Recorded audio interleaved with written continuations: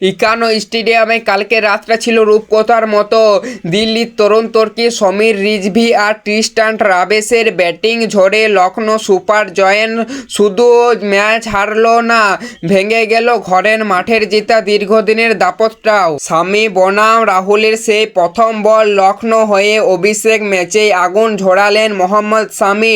ইনিংসের প্রথম বলে দিল্লি ক্যাপিটালের ওপেনার এবং প্রাক্তন লখনৌর অধিনায়ক KL রাহুলকে 0 রানে ফিরিয়ে দিল। লখনৌ সমর্থকদের মধ্যে উত্তেজনা ঢেউ তুলে দেন। পর পেলের শেষ দিল্লির অবস্থা ছিল শোচনীয়।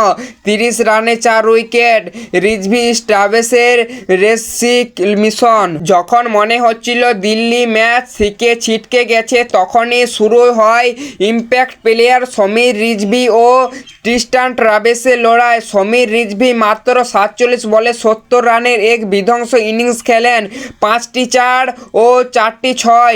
ট্রিস্টান ট্রাভেস 32 বলে 39 রান করে ইনিংসে নোংরা ধরে রাখেন।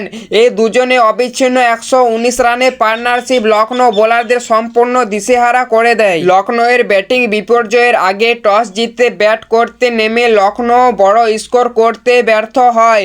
দিল্লির বোলারদের নিয়ন্ত্রণ বোলিং লুঙ্গি এঙ্গিন্ডি 3 উইকেটে 27 রান, নটরাজন 39 রানে 3 উইকেট। মাত্র 141 রানে অল আউট হয়ে যায় লখনৌ। আব্দুল আহমেদের 36 রান ছাড়া আর কেউ তেমন লড়াই করতে পারেনি। দিল্লি ক্যাপিটালস 17.1 ওভারে 4 উইকেট হারিয়ে লখনৌ মাত্রায় পৌঁছে যায়। 77 বল হাতে রেখে 6 উইকেটে বড় জয় পায় দিল্লি। এই জয়ের সাথে সাথে 2024 সাল থেকে লখনৌ বিরুদ্ধে দিল্লির অপরাজিত থাকার রেকর্ড অক্ষুণ্ণ থাকলো 5.0 ব্যবধানে।